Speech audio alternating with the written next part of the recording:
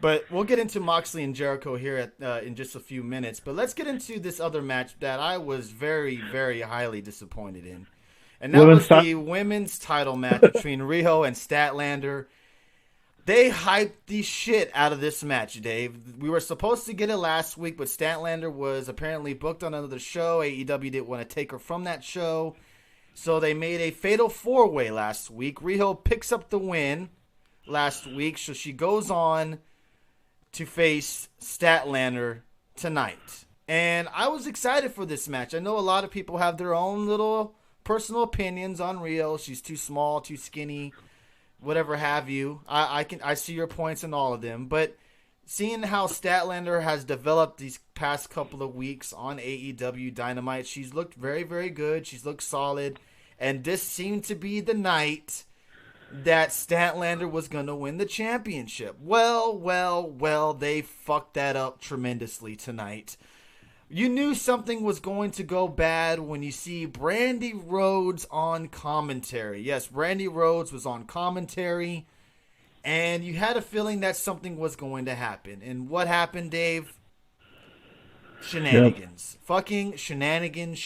So much for a new league, and This is going to be presented as a sport. Right. Now, to kind of sum up what was going on, the women in the ring, from the start, were having a pretty solid match.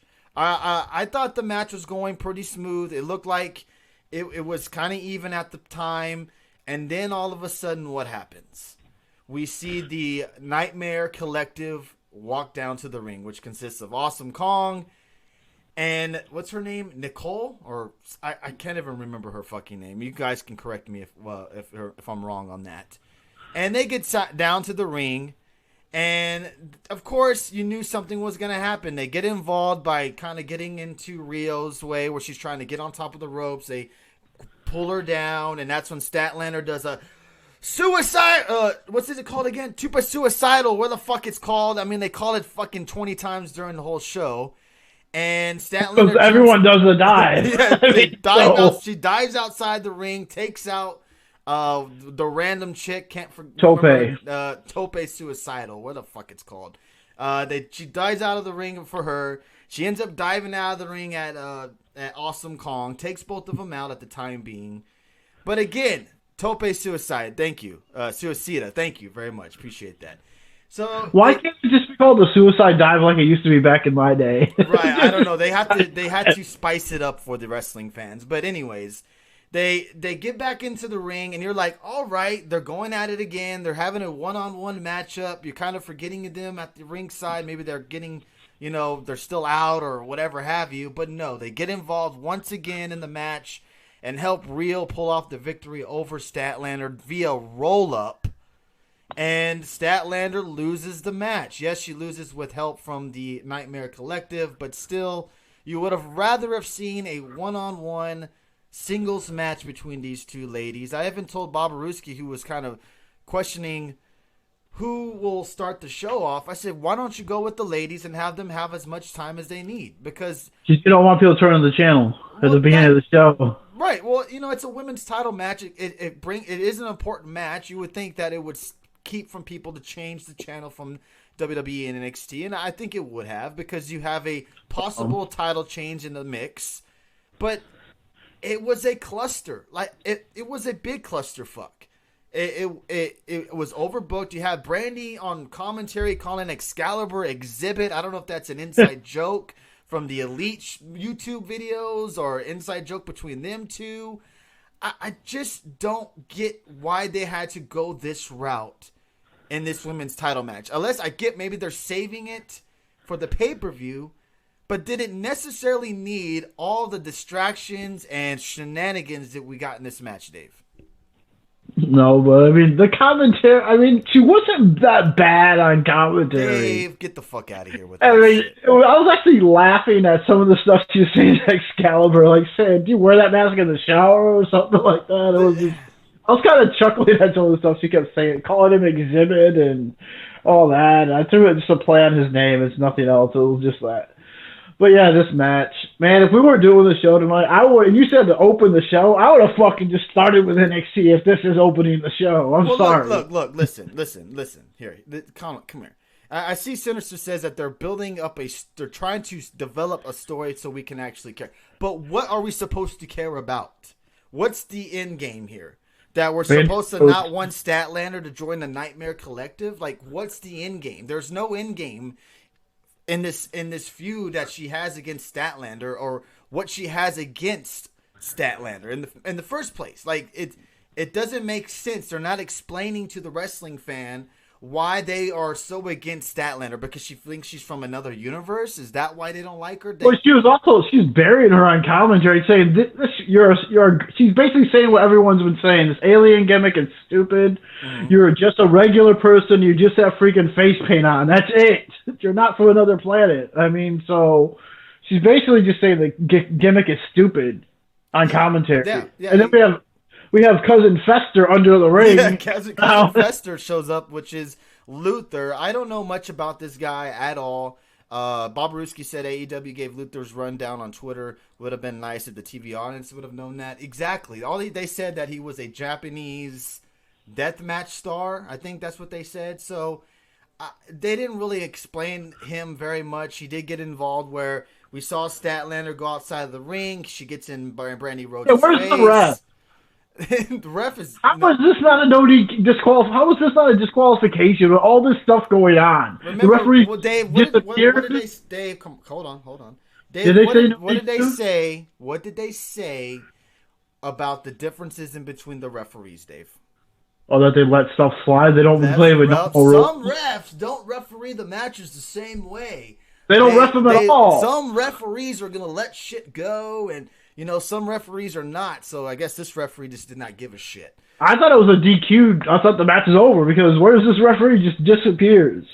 Well, to continue what I was saying, Statlander gets in Brandy's face, and it looks like she's about to cold clock her, and that's when we get the debut of Luther. To kind of sum up who he is, I don't know if you guys have been watching AEW, the new viewers into the channel, where they've been showing these vignettes of her with some random bald-headed guy.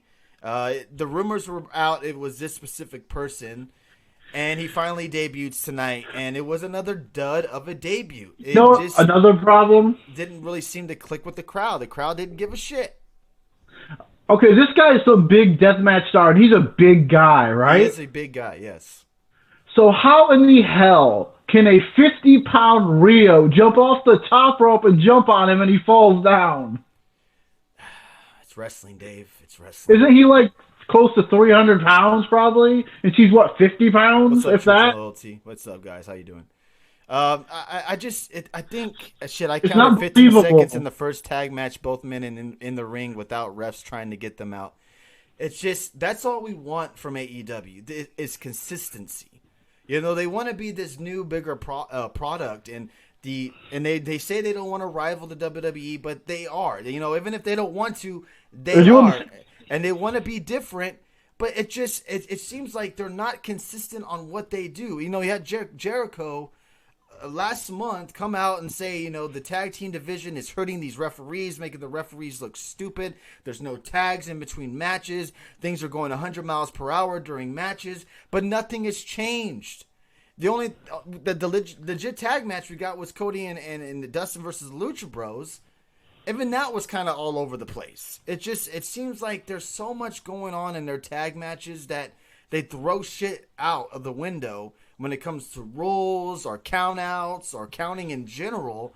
It gets out of control sometimes. Yeah, it seems like the inmates are running the asylum, and that's what they're kind of doing, where it's like everyone's doing their own shit, and everyone does what they want. And it's like, this match makes no sense at all, this women's title match. Look, of course we don't want a DQ finish, but with all this shit going on, there should have been something. I mean, it's just, what the hell? This match is all over the place. I wanted to turn the channel, but I didn't. I watched the match, and before they got involved, I thought it was actually a pretty good competitive match, and then it went all over the place. Yes, I agree with you on that. Penta probably called Jericho a puto and didn't listen to him. Yeah, I can see that. Let me look up to the some refs actually read the rule book and some can't read it all, says Bill. AEW doesn't do DQs, says Sinister. That's another truth. Obviously not. They do not at all. They just kind of let shit go. I don't know who the fuck he is. Says Red Sox fan, and this guy is a valid wrestling watcher, and I'm surprised he doesn't know who that guy is. So, an interesting way to book your women's match that you have been booking for the last 2 weeks. We did get Shida gets into the ring to fight off the Nightmare Collective. We saw Britt Baker kind of said no thanks, and she didn't jump in the ring. So next week we're getting Shida and Statlander teaming up to take on the Nightmare Collective, which is Awesome Kong and that other chick. I can't remember what the goddamn name is, but that should be an interesting match to see how that one goes. But then you get this match, Dave, and I'm like, all right, this is going to make up for the shit clusterfuck of an ending that we got in that women's title match. And that was Christopher Daniels taking on Sammy Guevara. Oh, hold on, let me get in the chat. Shida and Stat should be good. I love me some Shida action. Her slamming Rose last street was great. Shida is probably the best women's wrestler that they have, in my opinion. Over Statlander as well. Over everybody. Britt Baker and her long-ass nose sat down. Wow. It makes me think more towards ECW where anything really flies. And one more thing about that women's match. And it's a comment that I saw in the chat room. And even you mentioned it, saying about switching the channel. And I think someone in the chat room, and I'm sorry that I didn't get your name, said that this type of shit that they did during this match makes you want to change the channel. It makes you want to change the channel to NXT when you see all the clusterness and all the fuckery that we're getting in that match instead of just giving us a one-on-one singles women's title match. I just don't understand it. Does Excalibur have like 1,000 years of experience behind him because he's fucking knows everyone?